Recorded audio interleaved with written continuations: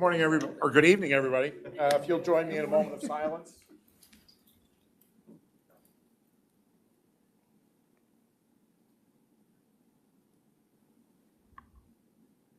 Thank you very much. Pledge allegiance to the flag of the United States of America and to the republic for which it stands, one nation, under God, indivisible, with liberty and justice for all. Thank you. Please be seated. Call our roll. Dr. O'Neill. Present. Mrs. Barnes-Griffin. Dr. Washburn. Present. Mr. Irvin. Present. Mr. Lowe. Present. We'll call our meeting to order. Mr. Heater is, I think, somewhere near the South Pole.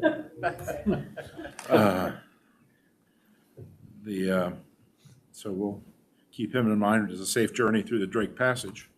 Dr. Reynolds. Yes. Your report. Awesome. Thank you. Just a few updates and celebrations today I'd like to share.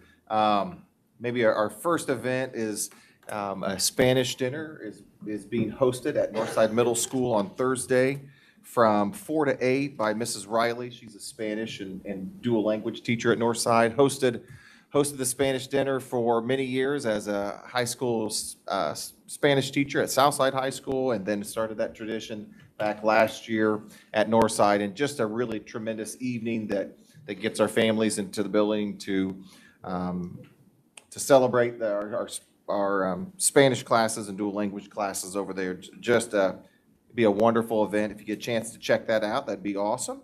I'd like to thank Mrs. Doherty and all of our art teachers. They put together that display for the community sing, and then I asked them to bring it over.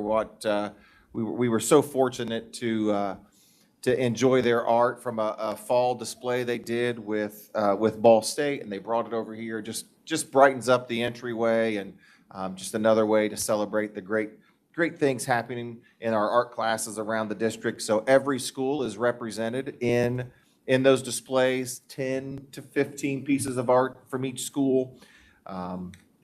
So if you get a chance, please stop out there and check that out before you take off. I want to recognize Mrs. Hoffman. She is our dual language math and physics teacher from Muncie Central High School. If you recall, she was part of Mr. Walker's presentation last year to the board. She was a Ball Brothers Excellence in Teaching Award winner, and this year she was recognized as one of the outstanding dual credit teachers for Ivy Tech. So she was recognized with the President's Award, one of 19 to be recognized across the state. She's just a fantastic teacher and certainly deserving of the accolades. We were able to celebrate with Mr. Walker at the chamber dinner, the annual chamber dinner, and he was recognized for his work and his leadership and the progress Muncie Central has made. With an Excellence in Education Award in the 10 years. This is his 10th year at Muncie Central. So I'd like to congratulate Mr. Walker. And that award, of course, he always recognizes the impact that his team has made too. That's just not his award. He certainly recognizes all of the help that his folks provide him along the way. Certainly have to thank everyone for all the time and effort that they put into the 89th Community Sing. Just a tremendous afternoon of celebrating our students' performances and just the holiday season, bringing folks together. We had a tremendous crowd, just a wonderful performance by our students. Just so proud of all the work that our teachers and everyone are doing with our students. Our choirs have been the biggest that they've been in a number of years. The elementary choirs are voluntary choirs. We call them honor choirs, where they sign up to do that. That's not all of our 4th and 5th grade students, so they elect to do that. And we had over 300 students. I think last year we were about 250 or 220 or 250. So that program is growing, and just the more we can get kids engaged and involved, the better their academics, and we have data to back that up. So And finally, I'd like to see if Mrs. Schaefer would bring Jose up to the microphone. So Jose was our art winner from Southview Elementary School, and his artwork is depicted on our holiday cards. So if I could, I'd like to present you a little gift from us.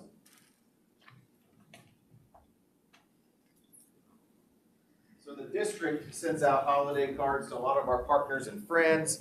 And this year, Jose's artwork was selected for that, and we would like to present you and your family with some of those cards. It's picture time. There we go. All right. So congratulations and thank you so much. Wonderful job, buddy. So where's Jose? Jose? Hi, Jose. Merry Christmas. Tell us about yourself. Where do you go to school?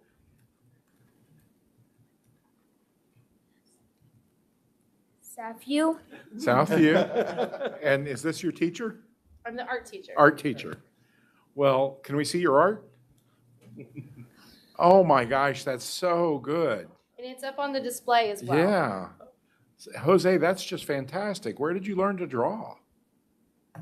I draw it. I try my best to draw it.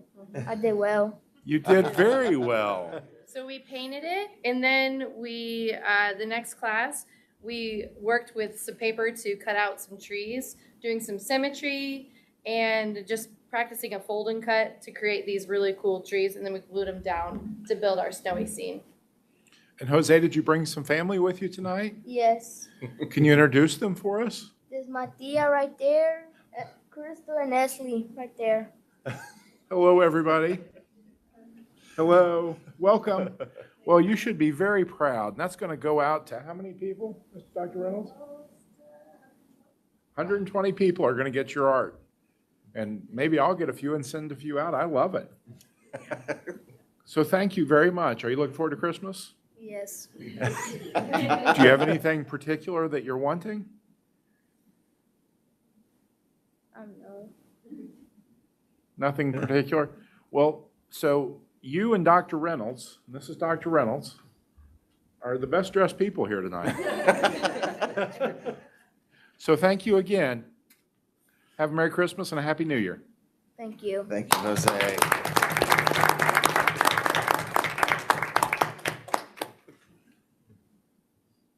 And that is it for me. Did you say 300 people, 300 students now in the music programs? In the elementary choirs, yeah. Elementary choirs.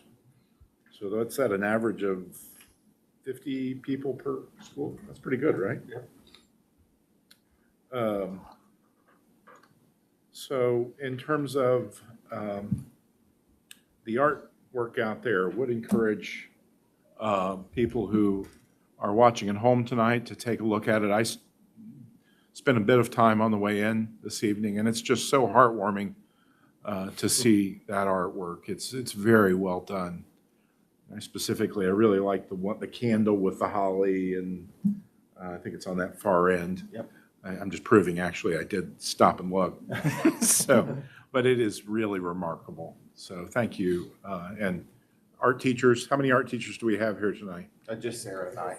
So would you pass along to your colleagues how much we appreciate your work? Will. Thank you so much. You're welcome. Okay, Northview Elementary. The floor is yours.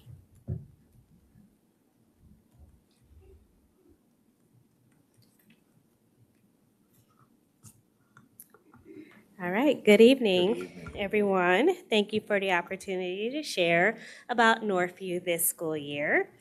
As you can see from our slide here, we are invested in our Path to Purple and making sure and ensuring that our students and families remain engaged in our schools early on from pre-K all the way up to high school. And I love this picture of our past graduating class. Those are former Northview students. They weren't there when I wasn't there when they were there, but it was nice that Ms. White has them come and walk the halls so that our younger kiddos can see and experience that each year. So I just wanted to show that and making sure that, you know, we're keeping our kids engaged in Muncie Community Schools.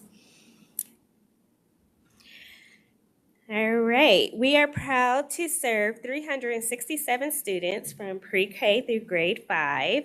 Our school serves a diverse population of students across cultural and economic backgrounds.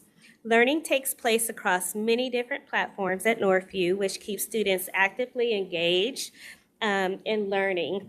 As you can see, our teachers like to have a little fun with some of our CKLA units. You have Miss Miller, who is working on some phonics skills with Haggerty Hedgehog there with her kindergartners, and then Miss Pitts there having some learning time outside. She just felt like her students needed to have a change of scenery, and sometimes that's just best to keep students engaged there.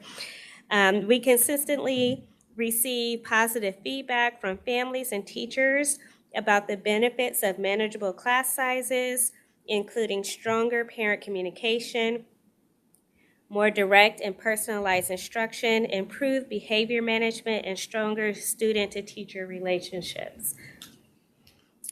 We offer unique learning experiences here at Northview. We try to intentionally connect classroom learning to real-world applications. We also promote academic competition and exploring new opportunities, and we're currently trying to get a math bowl team started. That is one goal I want to we have some competition within the school, but we want to expand and do some competition outside of the school academic-wise. We offer a variety of athletic opportunities among the elementary schools. We were one of the first to have a pep squad at the elementary level, and that has extended to all the elementaries now. And we're currently headed to the championship tomorrow. Our boys basketball team will be playing against Longfellow Elementary, so hopefully we'll see some of you guys out there wearing some red. Right? We also prioritize creating opportunities for students to participate in the performing arts. Last year, our music teacher, Mr. Hacker, who is a mentor teacher for the music teachers in the school district, along with Miss Smith, a second grade teacher, and Miss Pitts, a fifth grade teacher, we were able to put on a school-wide musical, Willy Wonka and the Chocolate Factory, and we're going to do the same this year. We're going to be, they're going to be performing Finding Nemo. So that will take place in the spring, so look for communication for that. So we're excited about all the different things that we offer our students at Northview. Moving on to academics, daily instruction is centered on strong academic foundations and student engagement. Our Tier 3 instruction supports students with the highest needs, targeted intensive interventions. We utilize our volunteers that we have. Some of our volunteers are retired teachers and community members. We also have utilized this year the Ball State Work Study Program, where we have a tutor come in and work with some of our students at the second grade level and third grade level. And then we have another one who I just reached out to, and we're going to get started, and she's going to come in January. So we'll have 2 tutors from Ball State with the work study program, and we've really liked that so far. We have a strong focus on student connection to the curriculum and peer collaboration, which ensures learning in both meaningful and engaging. As you can see from the pictures, this reflects that we like to have provide our students with neat opportunities for instruction, also that peer collaboration and teamwork with them during their curriculum time. We like for students to have that peer collaboration and conversation, which helps build vocabulary that's beneficial for our English language learners, and then also for students who may have a limited background on different topics that they're learning about in class. A lot of times, sometimes students learn more from their peers and how their teacher is presenting it to them. So having that opportunity for them to work together, group work, is very important. Okay. Moving on to professional growth. At this time, I invite Leah Britton, our master teacher, to come talk about some of the professional growth opportunities we have at Northview. Hello, everyone. How are you? Good. Great. Okay, so as Mrs. Allen stated, I handle most of our professional development at our school. And so most of you know we've been a part of the literacy cadre for the last 3 years. So we've carried on in that endeavor and pushing out more teacher knowledge when it comes to the science of reading. The first year was like all first years, it's those training years. And then the next year was tweaking. And this year we feel like we've gotten kind of a well-oiled machine going. We have more coaching cycles going on than we've ever had, at least since I've been in Muncie Community Schools. I've been able to get into classrooms and work with teachers individually on specifically what they need. One of the things I was thinking about while I was sitting there was the program that allowed one of our teachers, our current teachers, do our student teaching and our practicum at Northside all last year. We were able to hire her in, and how much easier it has been to help her get adjusted to our school with professional development because she's been there. And so she's heard all of my spiels and she's been in all of my PLCs. And so that was a real blessing for us. So we're continuing to do PLCs every single week with our teachers, developing them in different areas.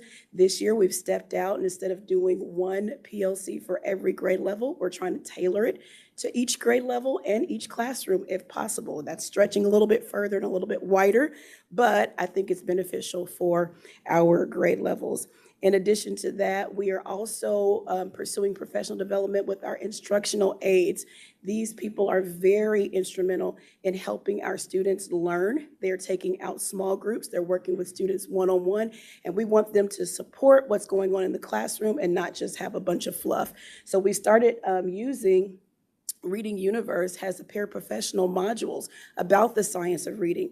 Each module is about 3 hours long, and so I've been kind of having many PLC sessions with our IAs now. So they've been assigned these modules, they're working through them, we're coming back and we're talking about them, and it is making a difference. It's kind of our first round with that, but I do see a little more confidence and them being comfortable with taking those students out and being able to carry on what's happening in the classroom in a smaller setting. It has allowed us to do a little bit more intensive work when it comes to Tier 2 and Tier 3 instruction, and so I'm really excited about that. We're targeting our SPED population as well. We have expectations for our SPED students. Just because they have some issues does not necessarily mean that they can't achieve. So we're working on our SPED population as well with those teachers, developing them in the science of reading, trying some things in that area as well as intervention. We've had several teachers who have completed the 40 hours of training for the science of reading and are also taking the praxis test and have passed.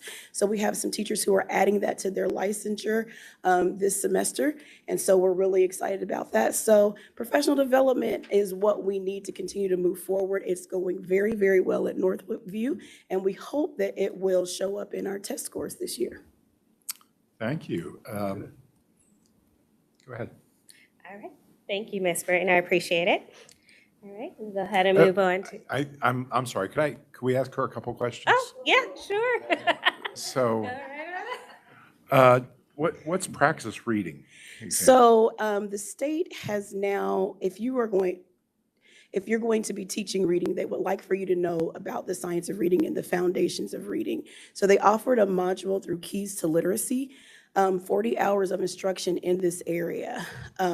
As a part of the literacy cadre, we had already started the work with the collaboration network that we attend every other week.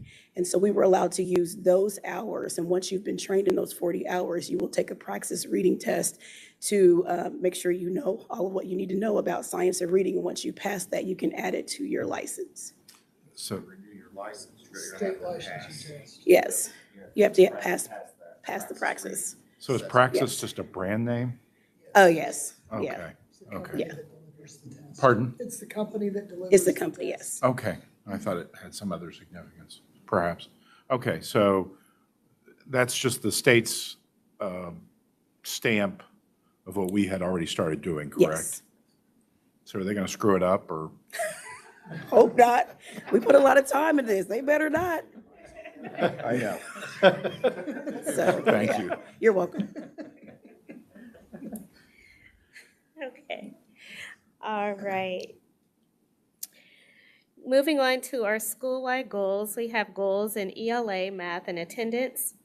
This year for iRead, we do have a goal of 55% of our second graders passing. It was important to us to implement a goal for our teachers to work towards for these second graders this school year. And having a goal of 55% passing by the summer opportunity, it gives a little bit of reprieve for our third grade teachers when those kids move into third grade.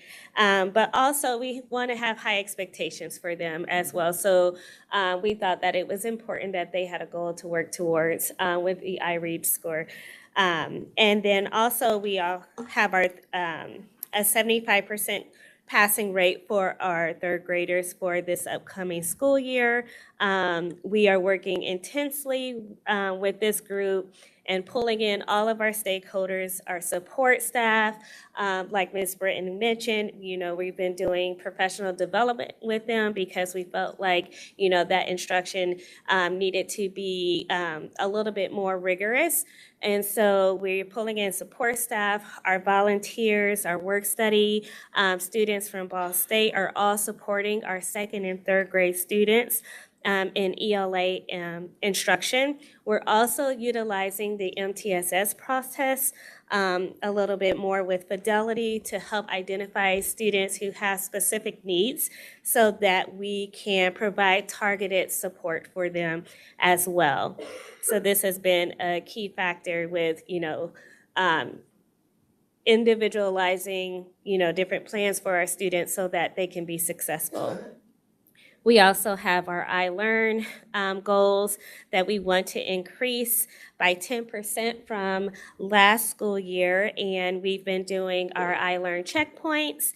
And based on our iLearn checkpoint data, especially with ELA, we are currently about halfway to our target with our third, fourth, and fifth graders. They're nearing about 30%. So what that says, based on their checkpoint information, if they were to take the summative today, about 30% of our students would be at proficient level. So that's kind of a good thing, whereas our goal is at 43%. So we want to keep trugging and get closer to that as the school year goes on. Same thing with our math. We want to get up to 48.5% of our students at the proficient level. Right now, based on our checkpoint data with grades, third and fourth graders are very close to this goal, while our fifth graders are about halfway there. So we still have a little bit more work to do when it comes to math, but we are, working on that and diving into those standards with our students. We are proud to report that our attendance is currently averaging at 94.9%, and we're right on track to meet or exceed our goal by the end of the school year.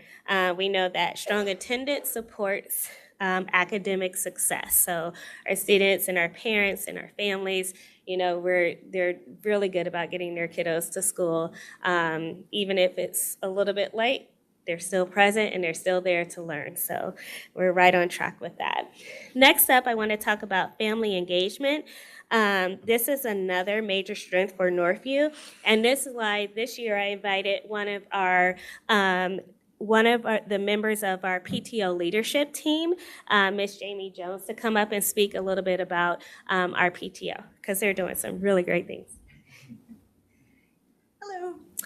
Thank you for having me tonight. It's always a joy to sing the praises of Northview and Mrs. Allen and the teachers there. We love it there, and so it's easy to be a part of PTO. Our PTO has monthly meetings and we usually, this year we've had a really great turnout. We offer childcare while the parents are there, so that is a great incentive for more parents to come and join us. We try to do an activity about once a month. We've done things like trick-or-treating and pumpkin carving, decorating. We do donuts with grown-ups. We have a holiday shop where the kids can come in and we have items there that they can purchase for their family members, and then we wrap them for them and send them home. We offer those at a very low cost at like $1 a piece or something, so that they can feel like they are shopping for their family and can have presents for them. We do a Talls and Smalls dance in the spring, and then we also work with the teachers with Field Day in May. We do 2 major fundraisers each year, one in the spring, or one in the fall that is with Otis Spunkmeyer, and then one in the spring with World's Finest Chocolate. And with that money, we are able to do several things that support the teachers. We offer grants for them. We can do a single, like a classroom grant, a grade level grant, or a school-wide grant. An example of that is we just bought a Lego table and some manipulatives for a single classroom. We have helped with the cost of busing for a field trip for a grade level.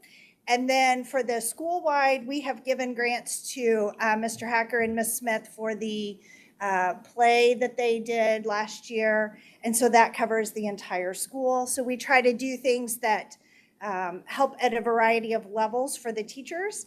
We also provide teachers with a monthly gift each month. We do something, it might be a classroom supply type thing, it might be a personal item, it might be a gift card to something, but we try to support our teachers each month.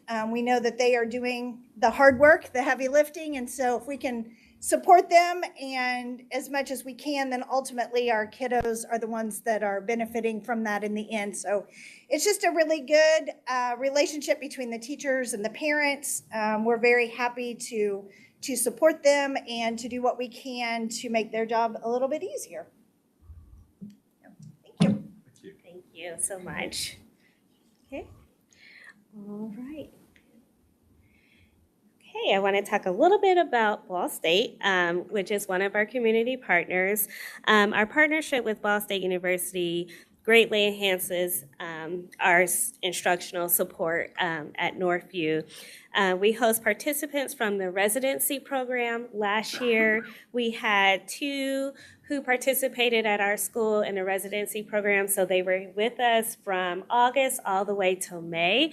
One of them I actually hired on as a teacher. Her name is Michaela Rush. She is currently teaching 1st grade, and she's doing great her 1st year. And I really love that program that they have, and it has been beneficial, like Ms. Britton spoke. She was one of our staff coming in during this residency program, and then onboarding her as a new teacher was seamless because she had been in our district, she had been in our school, she knows our routines, our procedures, and everything. And I just think that it is just a great program, and I'm looking forward to having more residency students in our building. We also host student teachers. We have 4 student teachers coming to us in the spring at all grade levels, so we're looking forward to that. And we also have the support of our practicum students. We love to immerse them into the classroom so that they can get some hands-on experiences working with students, collaborating with teachers. We think this is important before they start their student teaching. It gives them a clue as to whether or not this is something that they want to continue on with or if they want to go a different route. So we love having practicum students in the building as well, and Ball State provides that. And then recently, I talked a little bit before, but our work study tutors. This is a new program where Mr. Grimm has worked with getting that off the ground. And so far, we have 2 work study students who come into our building and tutor our kids. And we love the flexibility because one of them does an after-school tutoring, but she can also come during the day and do some Tier 3 supports too, and so can the other one. So we really have taken advantage of that program, and it's something that I would love to continue with next school year too. These partnerships allow us to increase instructional capacity while also mentoring future teachers, and I think it's a great experience. We try to utilize all the resources we can at Northview. We are a smaller school. We don't have as many instructional aides and support staff, so utilizing these work-study students, our practicum students, student teachers has been very beneficial for us. We've been very creative with that. All right, thank you all so much for your continued support at Northview. We're proud of our progress and remain focused on our academic growth, staff development, and family partnerships. Thank you so much. Do you have questions? Do I have Anybody questions? have questions? So could you go to goals for a second again? Right there. So I-READ 3 is obviously still such a critical component based on where we are with the statute. I thought your passage rate on I-READ 3 was above 80%. It was last year, yes. This is our goal for this year. Yes. Okay, so why going down? It's a different group of students. We analyzed their data and their iReady from last year, and so we used our data at the end of the school year to come up with these goals for this coming school year. Okay, just wanted to check that because I knew that last year's. Now, I'm not saying that we won't hit 80%. That would be amazing. But we also are being realistic and looking at each individual student. And I mean, just last year, yes, I had over 80%, but the year before I only had 63%. So it changes with each grade level and each group of students. Okay. Any additional questions? How many work study tutors do we have across the district? Only a handful right now. I'd say about 5. Okay. We're hoping to have more in January once they have their new course scheduled. So that idea actually came from you, Mr. Williams, last year. Right. Challenging us to use Ball State people to tutor in our building. So we've kind of worked to put that in place. So this way they get paid to come over and tutor in our schools. Thank you for following up on that. Anything you need? No, I think we're Okay. doing well. Okay. I think Thank we're you doing so well. much for all your work. Thank and you. for your team. Thank you. Mr. Klotz, any public comment? Okay. We will proceed to the consent items on the agenda. You've had an opportunity to review those. There is one change to the personnel items on recommendations. The final matter on personnel items, recommendations Part B, the last item on the custodian at Southview Elementary School, Winningham, has been removed. So that is not there. And the agenda had gone out prior to that change. So please note that on your agenda or on your documents. With that, any other questions regarding the items on the consent agenda? No other questions? I'm excited about the voided checks. That's found money, right? Yes. So $18,000. So good work. I'm serious. Well, I'm always pleased. And I think I'm surprised every year too. But it's good work. Okay, with that out of the way, any motion? Move to approve. Okay, we have motion, second? All those in favor signify by aye. Aye. Opposed, same sign. Okay, also note, Mr. Lowe, your reappointment to the Redevelopment Commission. Appreciate your continued service on that because I know it does take time. In new business, Mr. Jerome, we have the financial report and then the ever-popular insurance premiums. Yes, thank you. In your board packet, this month, we have the November financial report. This represents 11 months out of the calendar year, so we're fast approaching the end of the calendar year, which we're on a cash basis of accounting for these purposes. So we come to the end of December for the snapshot of our final balances, so we're almost to the end of appropriations.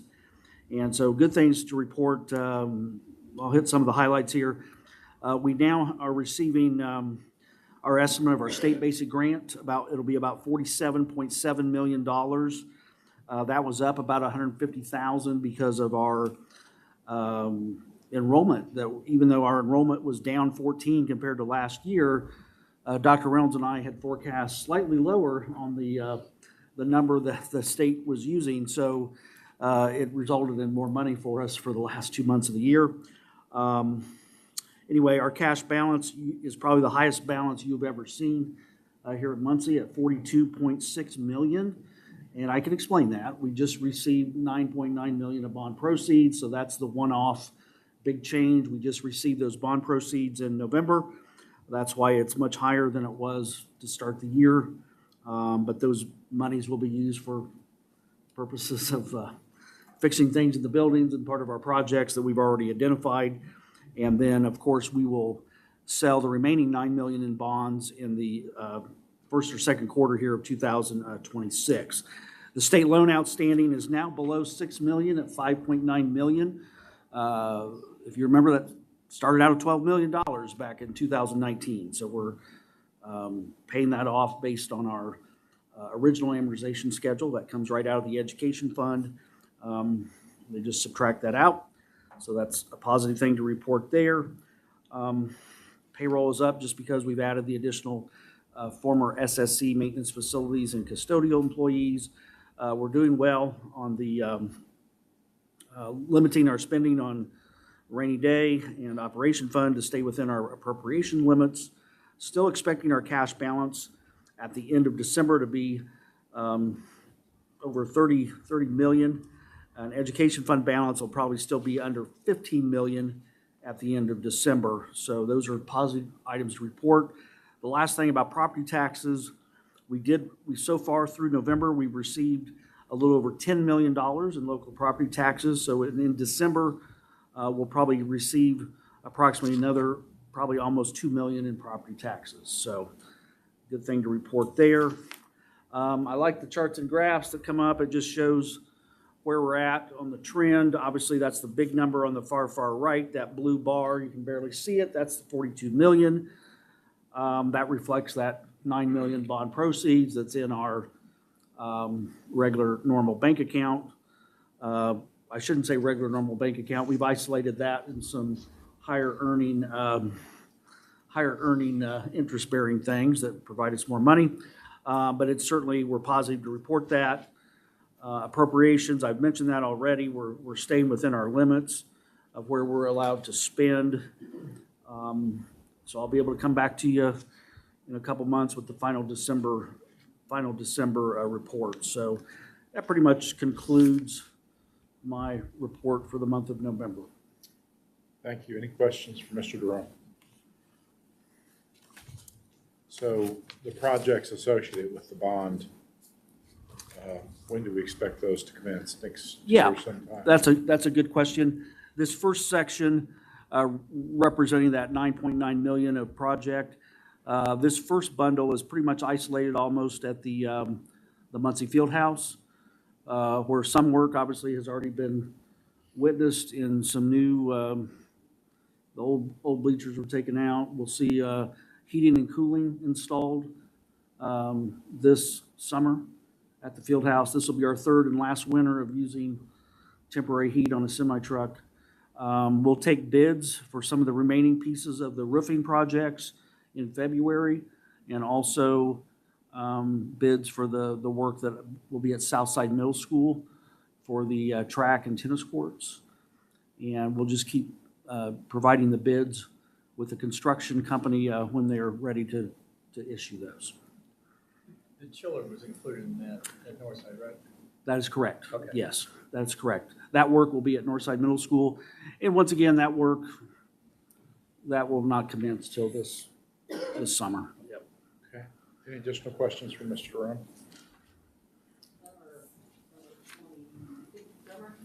Summer of '26, yeah. Some of this work, though, some of the roofing projects, some of this work could extend almost for 2 years. But for the heating and cooling of the field house, since the field house has never had cooling, it's had a lot of heat, had a lot of heating. That work, that goal for the field house will obviously get that finished by next fall when you need to have the heating and cooling for next winter, so. Okay. Tell me about the tennis courts at Southside Middle School. Yep, that'll be part of the project, to get those all resurfaced and redone. Did we talk with the folks down there about use and expectations? I continue to wonder what that usage is gonna be down there. Yeah, they have not been used for 2 years now. But even prior to that, tennis is on the decline. Generally, I just curious about the needs of the community. Are you taking it down to the sub base? It's been all redone, It's all correct? being Yes, redone? yeah. That's pretty extensive. Because it was just not filling cracks. I mean, it was too extensive. Right. If you're gonna use it, you have to make it work. They had to really redo it. Could we deviate from that if we determined that that was not an effective use of the funds? Well, we have not taken bids for that piece of the work. I mean, that's still upcoming. Our construction manager is working with that. Yeah, I mean, I think I would encourage the look at what other possibilities could be.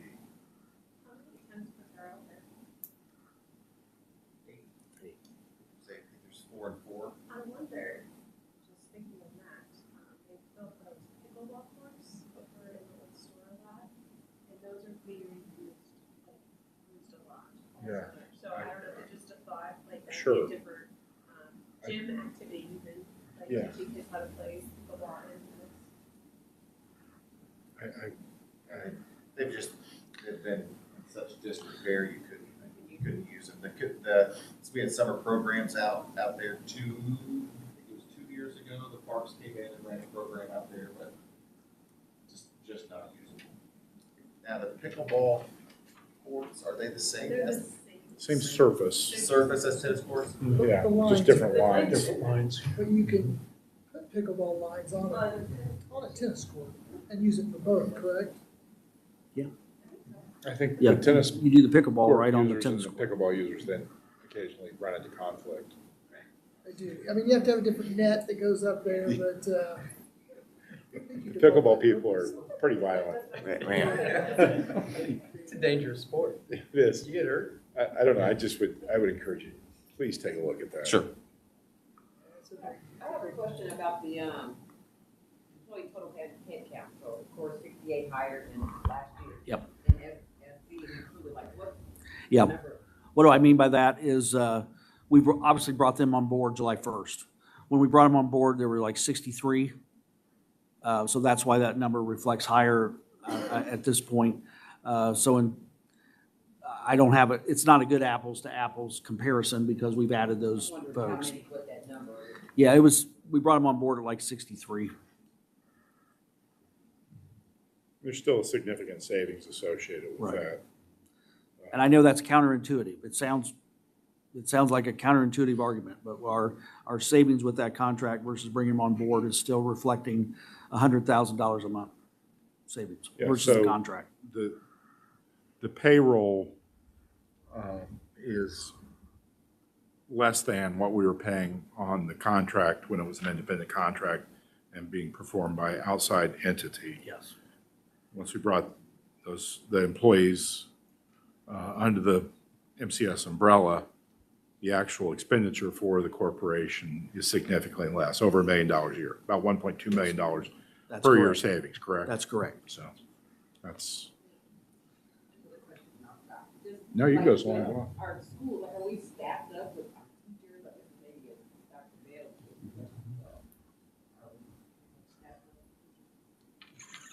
Bell? All of our schools, I mean, I'm sure there, I see some roll off, right? But we have Yeah. people. Yes, we have a couple positions at the middle school that we're working on, but we have those filled starting for January. And so there will be 2 PE positions at Northside.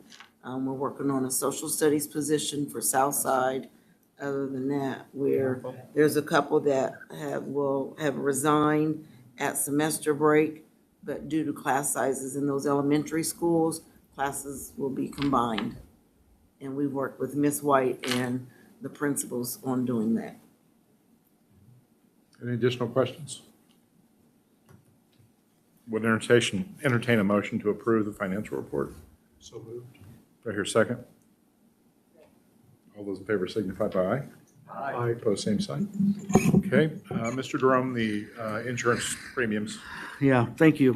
Presented also in your board packet, this is always the time of year in December, usually December and January, we bring to you the property and casualty, workers' comp, and cyber insurance premium quotes for the upcoming year. That's what you have in front of you.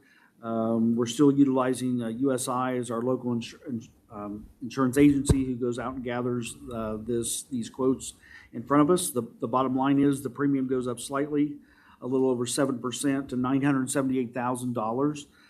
This past year was like $913,000. Obviously, the big change, which we knew, because just as we've talked about bringing on board the custodial facility and maintenance was going to increase a little bit of our workers' comp. That's what some of this increase is reflected in that. It's reflecting a 7% increase, but we knew we were a part of that, bringing that additional payroll on board. And so we're asking permission to accept that tonight. And this coverage would start on January 1st. Is that educator a legal liability and all those things, is that just something standard across? Yeah, that's the verbiage that they used for our employees and folks who work for the school corporation. You're saying it's inflated a little bit, right? That is correct. Is that something standard across school districts or? I would say it's standard across school districts to have that coverage, yes. So what's the justification for premium increase? I'm just wondering if they gave you anything. Well, that would be because of claims or potential claims. I don't necessarily think it was anything, I don't think it was anything directly related to what. I can't to point anything singular, yeah. That was something that you were just seeing across districts. Standard increase. In my past history with this, it just seems like these things never go down. The premiums certainly never go down. So 2022, my memory is our total premiums were just shy of 400,000. That is correct. It made that big jump over 300,000 in the year 2024. We've gone from 333,000 to doubled to 655. Yep. And I think I asked this same question last year when that happened, is there a big savings to jump your deductible from 100,000 to like $250,000 or whatever? There's some, but it's not drastic, significant. no. I mean, and we try to get a better understanding of that when that happened back in 2023 and 4, and it was the economy, it was the hurricanes, it was losses all over the country, which had nothing to do with Muncie schools. Obviously, it was still in our loss history for a while, the tornado damage that we had at the field house, and usually they always tell me those things go off where they're after about 5 years on your loss claim history.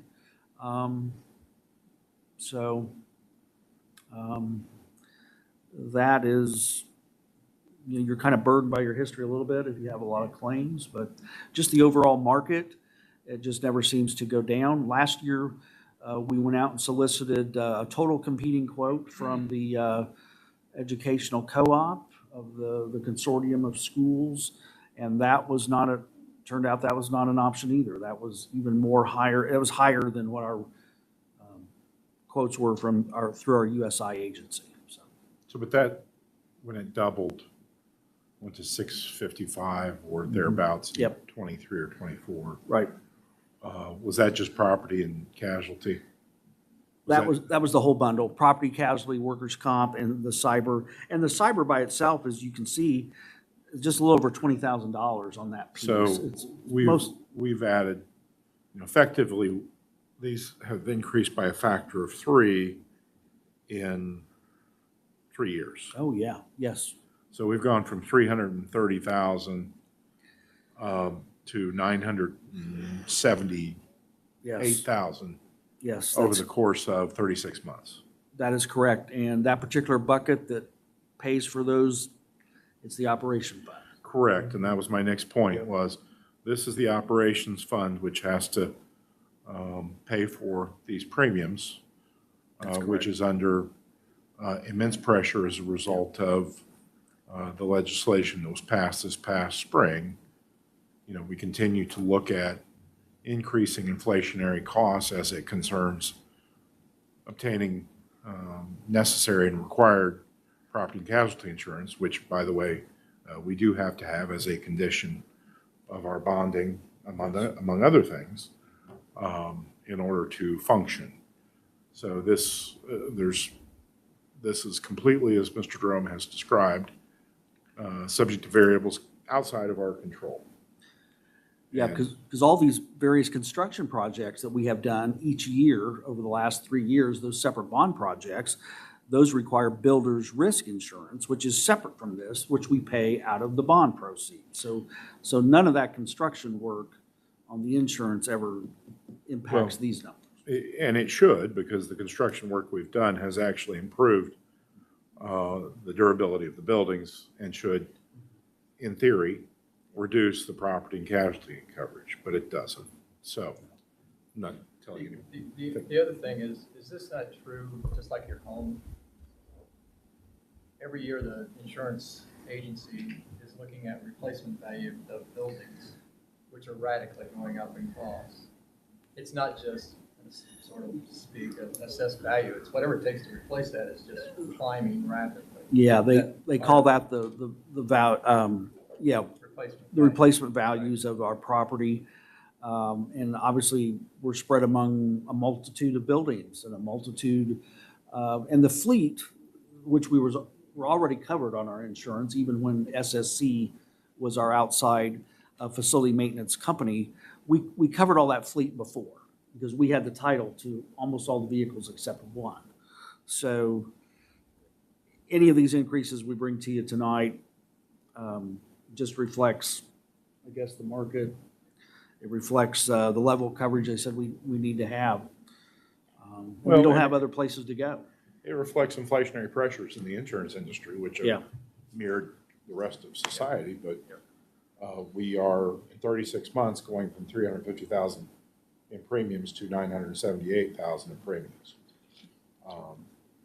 So I just think people need to understand that these prices are not going down as we attempt to manage the operations of the district. So I've said enough. Entertain a motion to approve.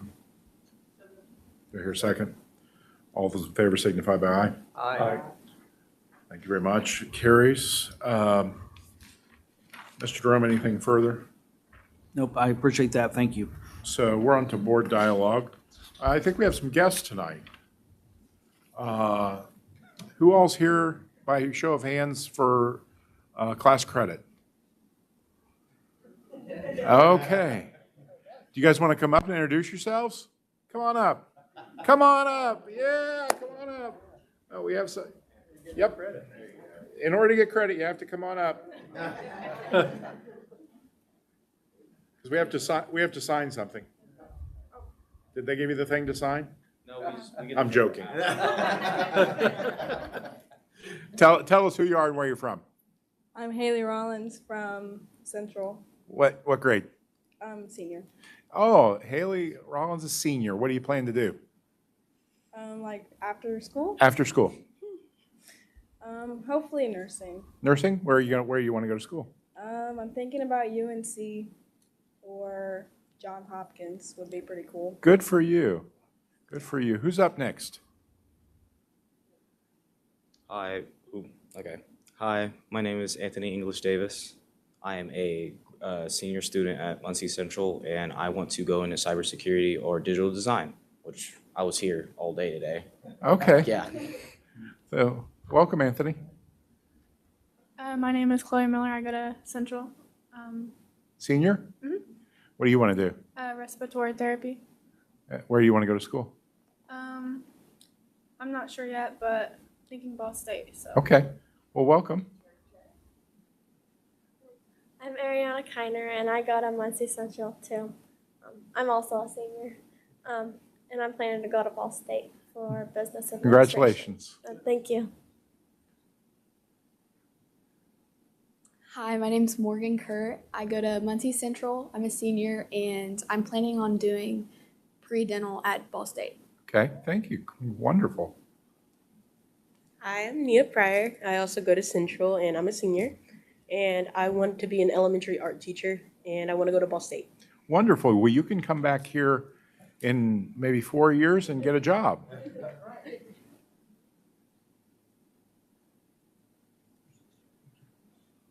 I'm Jakayla.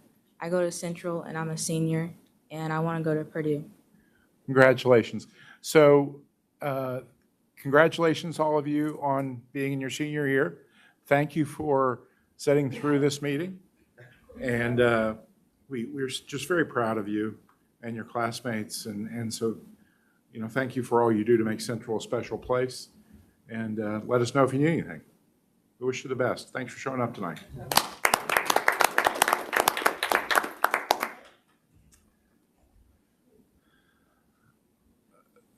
So I want to go back to something briefly for the benefit of everyone at home, and that's the cash balance. And Mr. Drum indicated that it was at a very significant number. Again, that is a result of bond proceeds coming in, which are designated to be used for capital improvements in buildings in the district where maintenance has been deferred. And don't let that cash balance fool you regarding the weather on the horizon. I was thinking, as you said that, you know, I love history. And when the Edmund Fitzgerald left two harbors in western Lake Superior, 70 degrees, everything looked great. 24 hours later, it was battling 30-foot waves. So that's, our 30-foot waves are out there, and I know I keep telling you all this, and I just want people to continue to understand the challenges that are just over the horizon for us. So, anything further? One minor thing. So, that's my, like, you know, my Chromebook, like, can we do some Chromebook upgrade? My little Chromebook that I got in 2018. I'm looking at Mark, bless his heart. I don't think you ever had any kind of difference. Yeah. So, this is my Chromebook. Old timer. So when we got the Chromebooks, I remember somebody saying, well, that's kind of like a Chevette. So true. Well, let's see if we can get Watasha maybe. I think there's some place here in town that upgrades Chromebooks. We have our next wave of Chromebook purchasing coming up in February. Okay, well, there you go. I've seen some student ones, they look pretty rough. I bet. They should have mandatory bumpers all over. Yes. Okay. No media inquiries, I take it. Rhonda, what are we looking at for February?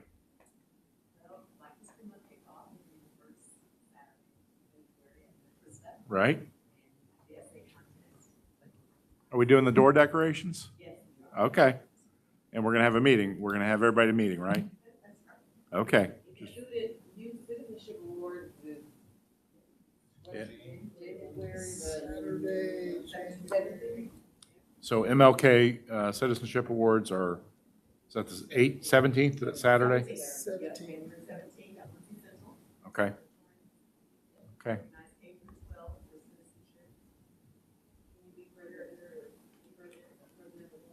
I will be flying out that day. It's my 60th birthday celebration with Jennifer. Are you heading to South Pole? I'm going to Palm Desert, California, I'm starting to feel old. where that jacket would be popular. Okay, could I have a motion to adjourn? Second, all those in favor signify by aye. Opposed, same sign. Okay, thank you. Good evening, everybody.